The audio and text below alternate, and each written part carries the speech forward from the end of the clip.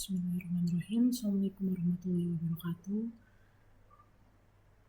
Salam sejahtera bagi kita semua. Alhamdulillah kita bisa bertemu di mata kuliah akuntansi biaya pertemuan yang ke-10 ya. Jadi kalau di minggu lalu kita sudah mempelajari bagaimana pengaruhnya ketika ada produk yang hilang di awal proses ya. Nah, di pertemuan kita pada kali ini kita akan membahas tentang produk yang hilang di akhir proses ya, atau dalam bahasa asingnya ya, loss at the end of process. Oke, jadi sebagai gambaran umumnya terlebih dahulu ya, jadi kita masuk ke pendahuluan terlebih dahulu. Jadi dalam proses produksi ya, perusahaan itu sering menghadapi kondisi di mana sebagian produk itu mengalami rusak ya, kemudian pecah, menguap, cacat ataupun hilang ya. Jadi sehingga tidak dapat dijual sebagai produk yang baik. Nah, ketika produk yang rusak, pecah, menguap, cacat atau hilang tersebut terjadi setelah produk itu hampir selesai ya, hampir selesai diproses, maka itulah yang disebut dengan produk yang hilang di akhir proses.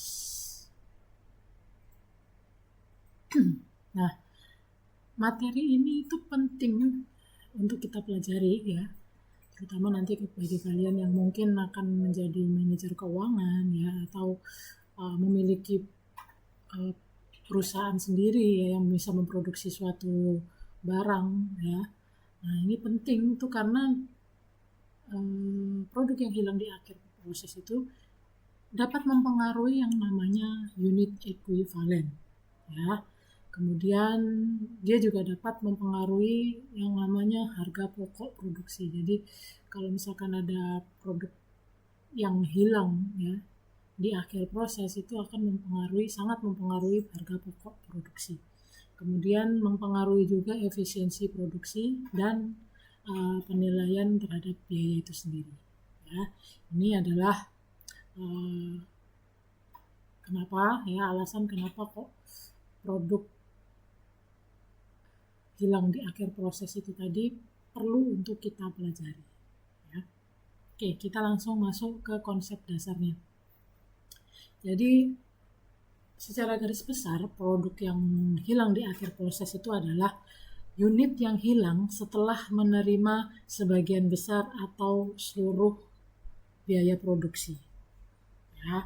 Artinya produk tersebut itu sudah hampir selesai dan sudah menyerap seluruh biaya bahan bakunya, serta sudah menyerap tenaga kerjanya ya, biaya tenaga kerja dan juga biaya overhead pabriknya ya. Jadi berbeda dengan materi yang kita pelajari minggu lalu yang produk hilang di awal proses ya, dia kalau yang awal proses otomatis kan dia belum menyerap semua biaya bahan bakunya. Jadi biaya bahan baku otomatis sudah dipakai ataupun belum dipakai. Kalau yang di awal, tenaga kerja apalagi, tenaga kerja dan overhead itu pasti belum digunakan untuk yang produk yang hilang di awal proses. Sementara kalau yang di akhir proses, dia itu sudah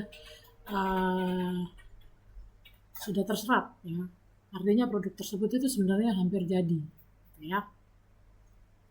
Nah, ini konsep dasarnya. Nah, karakteristiknya ya, jadi produk yang hilang di akhir proses itu tadi terjadi di tahap akhir ya. Jadi kehilangan itu tadi muncul mendekati produk tersebut itu selesai ya.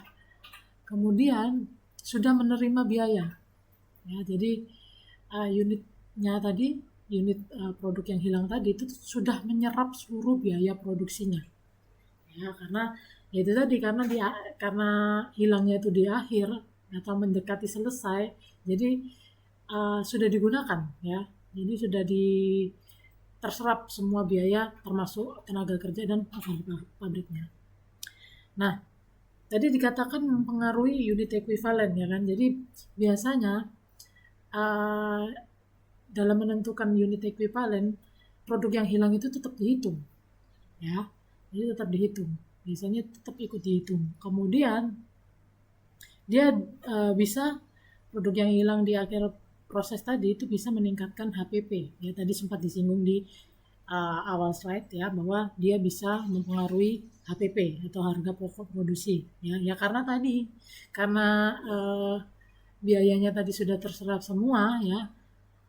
Akhirnya ketika dia hilang, otomatis biaya yang hilang itu tadi akan dilimpahkan atau disebar ke unit yang jadi atau unit yang masih baik ya. Jadi seperti itu ya, kenapa kok bisa hal-hal pokok produksinya itu bisa meningkat ya. Jadi seperti itu. Ini adalah beberapa karakteristik dari produk yang hilang di akhir proses. Nah, dampak terhadap harga pokok per unitnya ya, jadi prinsip utamanya itu produk yang hilang di akhir proses itu menyebabkan harga pokok per unitnya itu meningkat ya karena tadi unit yang hilang tadi kan sudah menyerap biaya ya.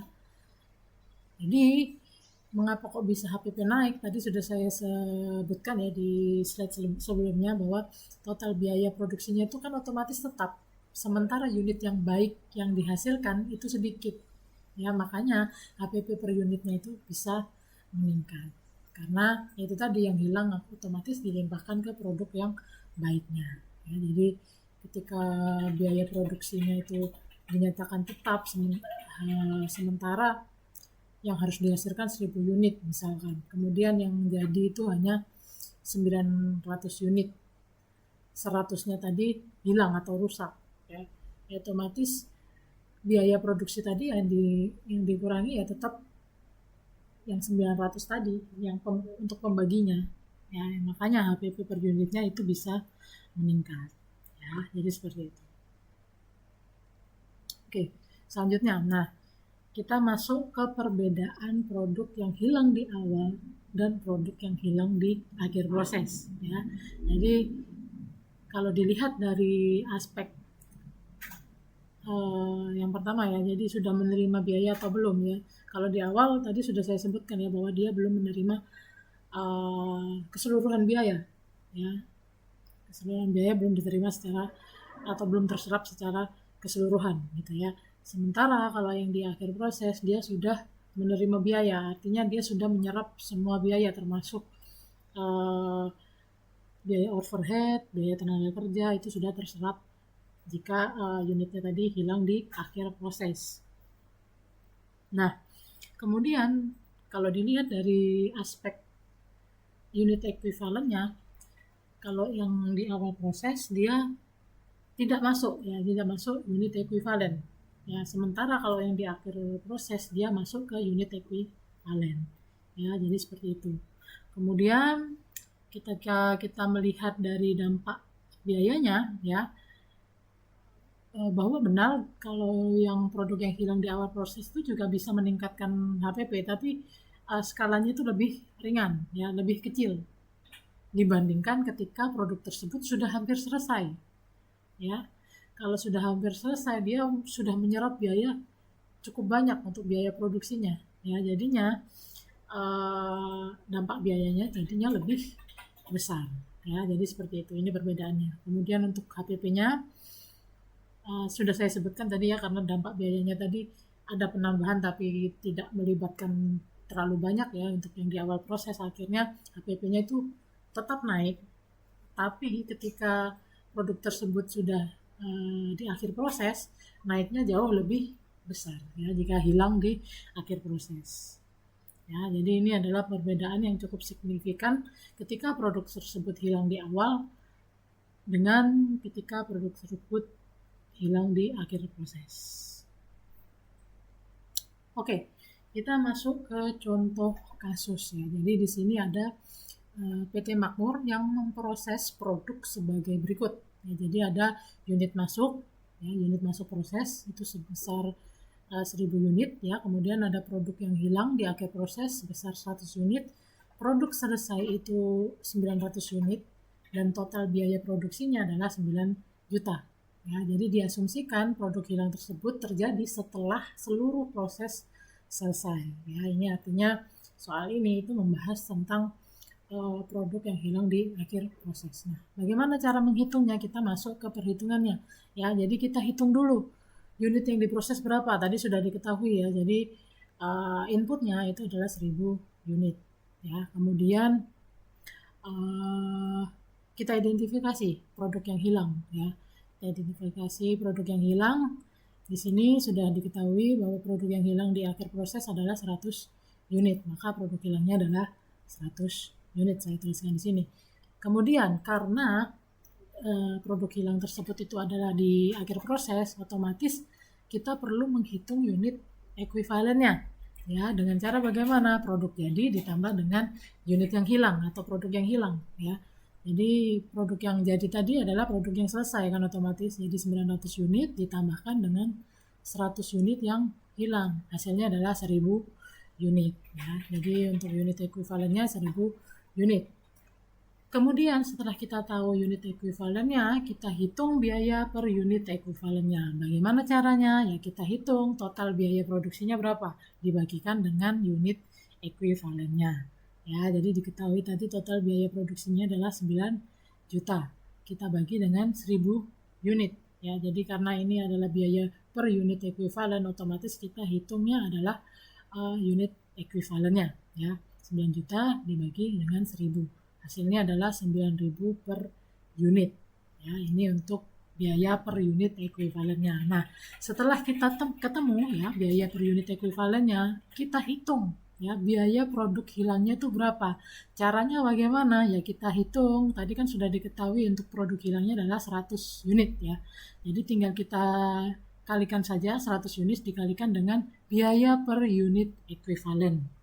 Ya, biaya per unit ekuivalen. Jadi biaya produk yang hilang ketika sudah dikalikan ya, jadi 100 unit adalah 900.000 rupiah. Ya, ini adalah untuk biaya produk yang hilang. Kemudian kita hitung biaya produk jadinya juga. Ya, tadi produk jadinya adalah produk yang selesai ini ya, 900 unit dikalikan dengan biaya per unit ekuivalennya 9.000. Hasilnya adalah 8.100 ya. Nah, ini adalah perhitungan dari contoh kasus PT Makmur. Nah, dari hasil ini sudah bisa kita analisis hasilnya ya. Kita persingkat lagi di slide berikutnya ya. Jadi tadi sudah kita ringkas ya di sini ya. Kita hitung terus kita ringkas di tabel berikut ini ya. Jadi biar bisa kita mudah untuk menganalisisnya. Jadi di sini ada produk hilang tadi ada 100 unit ya. Kemudian ada HPP per unitnya tadi 9.000 per unit ya, atau ekuivalen ya, per unit ekuivalen. Kemudian nilai produk yang hilang tadi adalah 100 ya, 100 unit dikalikan 9.000 ya, hasilnya adalah 900.000 ya. Nah, dari sini bisa kita simpulkan bahwa produk yang hilang tadi ya, 100 unit ini tadi itu sudah menerima biaya ya, karena dia sudah mau hampir jadi ya kan. Hilangnya itu ketika sudah mau selesai, otomatis dia sudah menyerap yang namanya biaya overhead pabrik, sudah menyerap yang namanya biaya tenaga kerja ya, karena sudah diolah itu barang, itu produk sudah diolah ya. Sehingga kenapa kok kita perlu menghitung produk nilai yang hilang ya, karena biayanya tadi itu juga akan ikut hilang. Jadi 900.000 ini ikut hilang. Akibatnya apa? Untuk dampaknya ke perusahaan, ya akibatnya perusahaan tersebut mengalami atau menanggung yang namanya kerugian.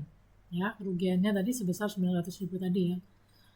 Dan efisiensi itu juga akan menurun, ya. Jadi seperti itu. Ini untuk contoh kasusnya agar kalian mudah untuk memahami bagaimana produk yang hilang di akhir proses tadi itu bisa mempengaruhi yang namanya HPP, bisa mempengaruhi yang namanya laba, kan? Dan bisa mempengaruhi yang namanya efisiensi dan lain sebagainya ya tentunya. Oke, kita lanjutkan. Nah, secara garis besar ya tadi sudah kita bahas sebenarnya setiap slide tadi, kenapa kok bisa biaya tersebut itu bisa naik ya, karena produk yang hilang tadi membawa biaya yang keluar, yang sudah dikeluarkan, otomatis dia bawa ya kan, karena sudah diserap biayanya. Tapi ya, tapi mengurangi jumlah unitnya, ya, mengurangi jumlah unitnya. Jadi harusnya dia keluar bahan sekian ya, 10 kilo, 1000 kilo misalkan, terus kemudian atau 1000 unit harusnya ya, 1000 unit harusnya, kemudian yang keluar hanya 900, yang 100 itu hilang, ya, otomatis kan jumlahnya berkurang, ya, 100-nya harus kita hilangkan sementara biayanya tetap, ya. Akhirnya logikanya ya, ini bisa kita lihat di sini, logikanya ketika biayanya tetap dibagi unit yang lebih sedikit, otomatis kan HPP-nya naik, ya. Ya, ini adalah analogi konseptual ya, bagaimana kenapa kok bisa HPP tadi bisa naik, ya. Nah, untuk jenis-jenis produk hilang ini hampir sama dengan yang produk di awal proses ya. Ada dua jenis ya, ada normal loss sama abnormal loss. Kalau normal loss terbilang kehilangannya itu masih dikatakan wajar dan tidak dapat dihindari. Ya, tadi kemarin sudah sempat saya contohkan ya, contohnya seperti penguapan ya, atau penyusutan alami ketika bersinggungan dengan bahan-bahan kimia ya, biasanya dia tuh seperti alkohol gitu ya, misalkan ada bahan dasarnya alkohol, dia tuh kan kalau dibiarkan di ruangan terbuka dia akan menyusut. Nah, itu yang dinamakan normal loss. Jadi dia menyusut secara alami ya. Nah, kalau di dalam normal loss biayanya tadi itu dibebankan kepada produk yang baik gitu ya. Sementara jenis yang kedua ya, jenis produk yang hilang yang kedua itu adanya abnormal loss ya, di mana kehilangan tersebut adalah kehilangan yang dikatakan tidak normal ya, dan sebenarnya itu dapat dihindari. Contohnya seperti apa ya, kemarin sudah saya contohkan ya, ada kesalahan operator gitu ya, kesalahan kerusakan mesin ya, atau dan lain sebagainya ya. Nah, kalau abnormal loss ini tadi ini dicatat di kerugian, jadi sebagai kerugian, bukan dibebankan ke produk yang baik ya. Jadi ini perbedaannya antara normal loss dan abnormal loss. Nah, kita masuk ke bagaimana sih dampaknya atau implikasinya ke manajemen perusahaan ya. Jadi dampak bagi perusahaan itu tadi sudah kita bahas ya bersama-sama, bahwa harga pokoknya nanti akan meningkat ya, akan meningkat. Kemudian profitabilitasnya itu bisa turun ya. Ini biasanya dampak langsungnya itu dari HPP yang meningkat tadi ya. Jadi bisa dibilang efek domino ya. Jadi ketika harga pokok meningkat, otomatis profitabilitasnya itu juga akan turun ya.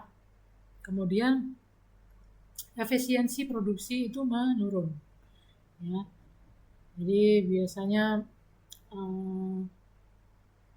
diukur bagaimana perusahaan tersebut itu mengubah input ya, jadi inputnya itu tadi bahan baku, jam kerja dan lain sebagainya menjadi output atau barang jadinya ya. Nah, ketika barang jadinya tadi berkurang ya, otomatis kan mempengaruhi efisiensi produksinya gitu ya. Kemudian adanya perlunya pengawasan kualitas yang lebih baik ya. Ya, karena itu tadi kalau misalkan yang abnormal loss kan otomatis harus lebih teliti lagi gitu ya, karena kalau abnormal loss itu biasanya dari human error. Nah, itu yang harus dihindari oleh perusahaan tentunya. Nah, lalu bagaimana ketika dampak perusahaan ini terjadi? Keputusan manajemennya bagaimana ya? Yang pertama harus memperbaiki proses ya.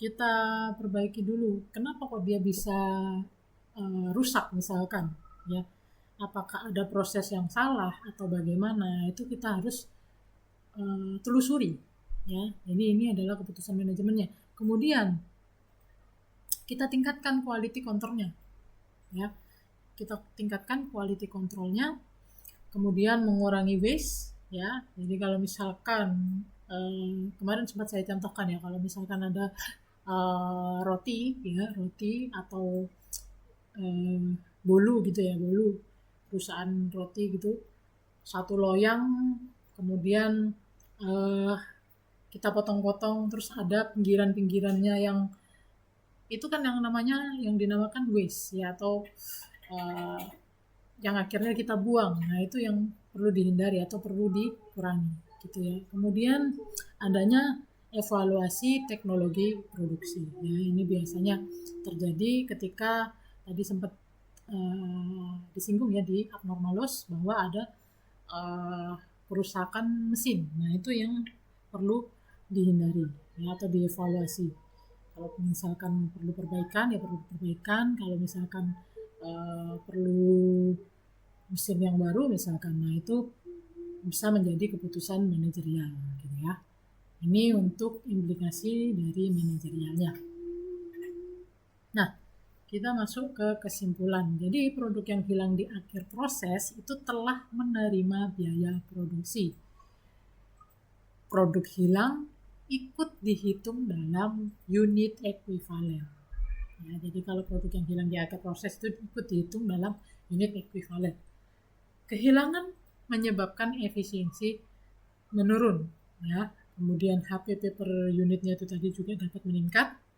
Abnormal loss, nah ini yang perlu dicatat ya, bahwa abnormal loss itu dicatat sebagai kerugian perusahaan. Ya, oke, mungkin itu dulu. Ini referensi yang saya gunakan ya, ada 3 buku, ada bukunya Mulyadi, Cochrane, dan Carter ya. Kemudian dari ketiga buku ini yang menjadi referensi saya ya. Oke, mungkin cukup sekian yang bisa saya sampaikan untuk pertemuan kita kali ini. Kurang lebihnya saya mohon maaf. Kita ketemu lagi di pertemuan berikutnya dengan materi yang lebih menantang lagi ya, lebih menarik lagi. Kita ketemu lagi di pertemuan selanjutnya. Saya ucapkan terima kasih atas partisipasinya. Wassalamualaikum warahmatullahi wabarakatuh.